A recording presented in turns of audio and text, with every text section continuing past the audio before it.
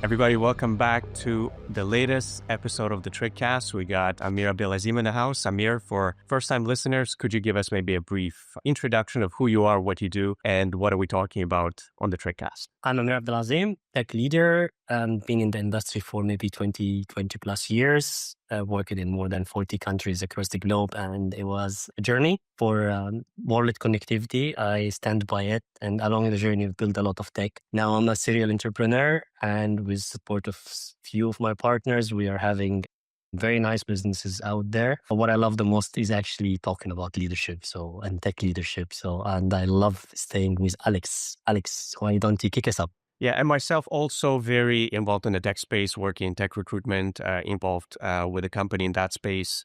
Also have my own company, have created several SaaS products. So I'm more, let's say, on the micro level, working with smaller companies, perhaps, with startups, with deep tech companies. So it's kind of a nice mix that we get high-level strategic leadership, and then we can try to boil it down to how that applies to the 30-year-old co-founder who's 2 years into his own company. Together, actually, we're doing the Trickcast. We really tell stories about scholars and magicians and mix it with the fresh eyes of Alex. And I love these debates, man. Let's have one today. Let's get into today's topic. So we already have the previous episodes up for anybody interested. All the links are always going to be in the description. But today we have OpenAI stirring the pot once again, and we have TikTok in the news, and we have Larry Ellison. So we got two main topics that we want to focus on. First of all is the Oracle OpenAI deal. And afterwards, we're going to discuss about the Trump, China, TikTok deal. And again, we see the familiar faces involved, like Ellison, obviously, and different VCs that are known in the Silicon Valley space. So Amir, why don't you maybe give us a quick overview of what happened with the OpenAI Oracle deal, and maybe we can get into some more specifics. That's 4.5 gigawatt of compute for OpenAI. It's wow, actually. So numbers are getting bigger and bigger, but I think it's a 300 billion deal. Those who are into stock and not insider traders, probably you got richer yesterday. And I would say it's a good comeback for Oracle. The fact that Oracle has been lagging behind in cloud and coming from far in here and closing that deal with OpenAI, it also tells about the focus of OpenAI on certain high performance workloads. Oracle is actually one of those who are very close to NVIDIA in the chipset industry, and kind of we can talk later about their vision and how Larry is amazing when it comes to building ecosystems and monetizing it in his own way. But for me, the biggest number that's shocking me is 4.5 gigawatt. What do you think about that number? Well, that's, I think, higher than a lot of countries in the world, which is quite incredible. So yeah, obviously they're expecting that the demand will continue to be there. And that's one thing I want to actually discuss with you, Amir. I try to maybe bring up the more controversial topics and get your kind of advice on those. From my understanding, Oracle didn't necessarily have the money to build this much infrastructure, and OpenAI as well is kind of relying on they don't actually have enough cash flow to fund that, from my understanding. So they're relying on future partnerships and deals and so on. So it's kind of interesting that Larry Ellison is a big player in the space. He knows the game better than anybody, that if neither party has kind of the money to support that, but you make this announcement, the stock skyrockets. And Larry Ellison has been very aggressive buying back shares from his own company, I think, over the past 15 years. So once the news obviously get released, the value is there. They seem to have the money to actually build this. So that's kind of one angle I want to get your thought on.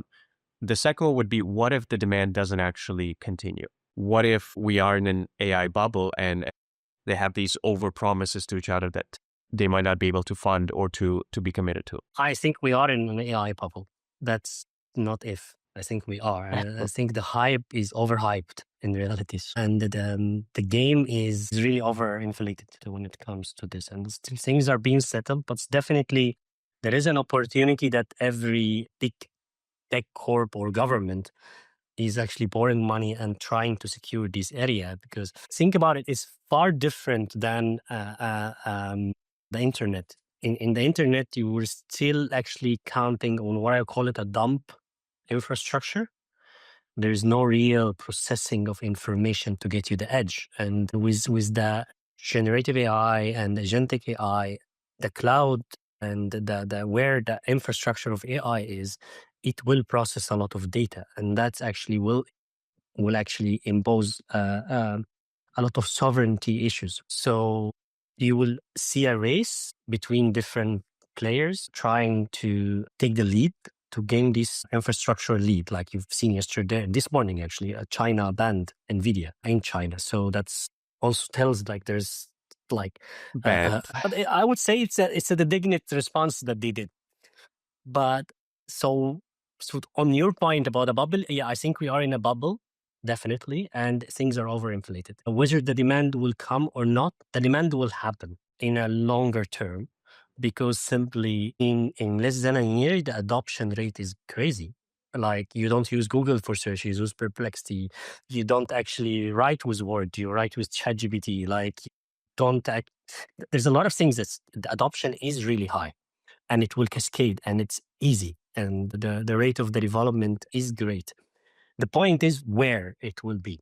And I guess that's where you're coming with your question. Will this demand happen all in OpenAI with Oracle, or will happen with China and Alibaba, or will happen in which direction? Now, the other question, the first question, which is more interesting, The financial money is genius, let's the say. finance. Yeah, exactly. Money is not a problem when it comes when you have the brand, and that's something you need to learn. Work on the brand, build the brand, and once you have the brand and people have a credibility, you built your credibility. People trust your word. People see that you have done it before. You have precedences. Even when you fail, you come back. And I would say the brand of failing and coming is even more powerful than the brand of not failing at all. So people would trust that you find a way to come back. And Larry Ellison, like, is a god when it comes to this, to be honest. So the point that actually both of them are raising the fund, but somehow this is also how it works. Because when you go to the investors, you need to tell where you're putting the money, and the money cycle has to work. So one of the big mistakes I have seen most of the founders is raising. I'm raising 3 million euro for doing something, for upgrading my application. Yeah, that's not enough. You cannot say that. Is it salaries, or is it marketing, or is it infrastructure, or is it geographical expansion, or what's the plan, or what are you going to Right, do right. there, and all of this. So what I'm seeing OpenAI is doing, they are crafting the stones. Like last week, we talked about strategist acquisition, and now we're talking about a 300 billion in commitment to Oracle on the infrastructure over the coming 5 years. And they're saying, so now if you're an investor from far, you're saying, okay, they're going to put this money in Oracle. Maybe I should also invest in Oracle. And the cycle starts to The hype cycle, the money, the cash flow starts moving into things that people believe will have some traction behind them, right? so when it comes to money, it's three things. It's your personal brand, it's your credibility, and then the plan. It's always the plan, because otherwise no one would believe in you. So in Innovatics, in reality, when we work, we say we have the wow, the how, the way. So put the wow, get out and say, okay, what are you going to do really? And then explain the how, and then show the way. Then the money will come. Well, I think that's a good transition point. Speaking of the money coming, the money seems to be circulating around TikTok as well, and some of the other big players in at the US tech market. And that's with the TikTok deal, the Trump China deal. So why don't we get into that one? What was the situation there, Amir? What's happening with TikTok? I think that we have been hearing TikTok a lot on the news lately. Oh no, for the last 2 years, not just lately. And a big hype in the Middle East. I've seen the first time to see, like, in the middle of all of these conflicts in the Middle East, like the Prime Minister of Israel has been talking for like 2 hours in his speech, and then like maybe 15 minutes of these 2 hours was like saying we need to stop TikTok because it's spreading anti-Semitism. And Trump has been very vocal about the movement of the algorithm of TikTok into the US control, unless it's not going to work in the US. And then again, Oracle pops up. And I think Oracle now is monetizing two things, actually. There's nothing to lose for Oracle, because Oracle is already hosting TikTok on its cloud. And then also they are here, in this case, monetizing the compliance. Oracle has been known that they are the most structured when it comes to databases and compliance on their infrastructures. And It Amir, can we just pause definitely, here for a second and just zoom out a little bit to give people more context in case they're not familiar with the news? Basically, like 80% of TikTok is going to be controlled by US entities. It's split up between Oracle. I believe it's A16Z and Horowitz, if I'm not mistaken. or Andreessen Mhm. Horowitz. So it's kind of those guys. And as many people know, like in other countries, like in China, for example, the algorithm is very different because the children have certain time limits in terms of when they can watch videos. They're getting engineering videos, they're getting scientific videos. Whereas in the rest of the world, you get this brain dump, this just a lot of it, let's call it garbage, right? Just short attention span. You see in developing countries, the drivers are just scrolling on TikToks all the time, right? So, do you think, coming back to the compliance topic, Trump and a lot of other tech people have been speaking about this disparity in what's being shown to Chinese and non-Chinese users. So do you think that's going to be the filtering layer in order to, show your own people your own propaganda rather than foreign propaganda, or, however you want to package that? But are those I, things related? First of all, I don't think the deal will go through. Okay. How so? I actually don't think. I don't think it will happen actually. So, and it's 80% of control of the U.S. stack, not worldwide. So my last bet, I was right. Spectrum went to satellite. So my bet here, this deal will not go through. There's a lot of details written there that I don't think it will make it happen. Um, and yes, I think it's a game of actually pushing your own agenda or knowing where to push your own agenda. And like the US media companies and social media has been known very well actually about to boosting certain content against other contents and burying and improving and controlling the narratives. And I really don't also think that the algorithm of TikTok will actually be able to fulfill this for them. It's a very interesting how the algorithm of TikTok works. It's going to show you what you and your first circle is showing, and it tests you with some product. If you don't actually stop on it, it will not come to you again. And the fact that there is a lot of junky content coming into certain markets, it means that that's the content needed in the market. Because if you skip it, it will not come again. So now if you close the pipe, another app will come up with the junky content anyway. Then and someone else will be doing it. So I feel it's a deeper problem than just locking TikTok or not locking TikTok. But they have seen the peak of the revenue on actually TikTok and lately Pindodo as well. It's amazing. And algorithms are working. So and I think it's business. It's not really, it's business and control the narrative. And I really don't think yet that the Americans are knowing what they're stepping in, because why haven't you done that with Instagram? And if the deal does go through, what are the implications for TikTok US, maybe for the 80% consortium of those businesses and companies? If it goes through, what do you think happens? It will die. You think it's not going to survive? TikTok will die in US. It's Interesting. it's Okay. it's it's consuming. There's a market is asking for some content. The market is watching the content. You take the content away, they will go and watch it somewhere else. Like you have the chance to go and watch all the very well scientific products on masterclass. You can do that on YouTube channels. You can do that on Udemy. There's a lot of platforms that give the serious content, and there's a lot of social media existing that can give you the content as well that you need. Like it's almost the same video that is in TikTok is available on Instagram and is available on Facebook and is available on Snapchat, but people go to TikTok for a certain reason. Well, to me, I think it's the virality mostly. Like it's still much easier. It's still kind of in the early days where you can get discovered much easier if you have one video, right? Like YouTube in the early days, you can have a video that gets a couple million views out of nowhere. And I think that's the Instagram or Facebook, the algorithm doesn't really have that virality factor anymore. It's kind of like more long-term consistent creators, right? People had pages for a very long time. Whereas, yeah, on TikTok, somebody can have a funny dance video and all of a sudden they got 20,000 followers. So I think that's something they're going to keep, but maybe they're going to start playing with the content that's actually being shown it and promoted. Yeah, but I would say let's watch it, wait and see, because I think it's also the business model that changed in Instagram and Facebook that tries to monetize as much as possible from that content for their own benefit more than actually it's the model of the content that is making it work this way.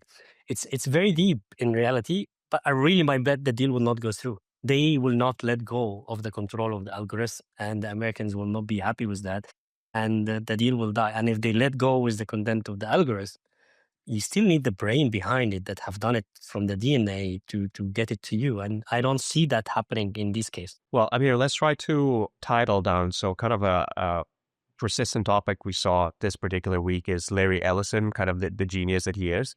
And did he go back to what, the richest official man in the world again, or he's back Yeah, up he's there? the richest again. Yes. So that's interesting. The guy looks like he's 50 in amazing shape. I don't know what he's doing, but I wonder whatever vitamins he's on. And yeah, so he's got, first of all, the genius, obviously the coming back multiple times after setbacks, and now he's got the big OpenAI deal. Again, here it seems he's almost got like a Warren, like a Warren type of aura that people come to him to do business with him because of his reputation, right? Like Buffett as well. He was in so many deals just because people trust him and his reputation. So what's maybe your closing thoughts? I know you're a big fan of him. Break it down to us. Yeah, what are your thoughts on Larry Ellison in the past? First of all, I love the CTOs in general. And Larry stepped down from a CEO to CTO after big, like he's been the CEO for till I think 2012 for Oracle, and then he decided to be the CTO. And that's already a great love for Larry on that move. But what I love the most is he has his own principles of doing work, and one of his real business principles is everything is a profit center. And the concept of everything of a profit center can lead some modularity in the business. It's literally you're having your admin team is a profit center. Everything is a service in reality, if you can call it this way. Your admin team is a profit center. Your coffee machine is a profit center, whatever it is. And I'm also exaggerating for the fun, but the point is that they moved from a software company to the slice of the database and became the ruler of the world when it comes to the databases. And they passed on cloud, same like Intel did actually, and same like others did. But in 2019, Larry had the guts to say, I made a mistake. We'll do cloud. But what I love about his angle here, he didn't come back and started to copy the existing leaders in the market, because it was very obvious. If I start doing another Microsoft in my own way, I will never be there. Like, it's not. So, and the slogan was very nice. No one understands enterprises more than us. Come Mm, into OCI, and this was their cloud. And then OCI become a very niche, high performance cloud that is on its own in the business model is the product. While in Amazon and Microsoft, the product is the add-ons on the cloud. It's a loss center if you only buy a cloud from Amazon or Microsoft. And the way that he structured that actually business inside, how the cloud itself is the product and how we focus on it and we make it the workload and the innovation around the product, like AI time product, like you rent it by time or you rent it by hour. And that, so it's genius person, knows how to come from a setback, understands that he dropped all the loads of being a CEO and focused on the real CTO role, which I think it's one of the most critical roles in the industry. The real CTOs, of course, like not a CTO of two team members. It's very important to get that. So well, Larry is one of the rare that actually you can really call a scholar and magician and master when it comes to business and boardrooms. He had his name and people follow his lead, but it's coming from a track record of how being to a find the spot. trustworthy party to do business with, and having the, I Yes. guess, intelligence, that the technical and the business acumen to pull it off. And building an ecosystem out of nothing. The first connected cloud in the world was Oracle connected to Microsoft. Like when you're hosting your product in Microsoft or in Amazon, they cannot talk to each other. But with Oracle, he's the only one that it can actually work with the others. So and you can really think now how he thinks through on every part of his value chain and turn it into a profit on its own. So shout to everyone here. Everything is a profit center is a very interesting concept in business. And when you do that, it will really help. And I think throughout this episode, we also touched a little bit on the importance of the personal brand and the plan when you're raising fund. And that's very important. The noise before you raise the fund, it's also important. That's something you can make some really good noise before you. It's a fact before you even talk. So probably they will be calling them and asking, how can we participate in this funding? And that's where the cycle starts moving on. But if I would call this episode one thing, I'll say everything is a profit center. Kudos to Larry Ellison. I think that's a good way to close it off. I'm sure we'll be having more topics about Larry and Oracle in the next episodes. But yeah, as always, Samir, a pleasure to get your perspective, and catch you next week. Thank you. All right. Thanks to everybody watching or listening.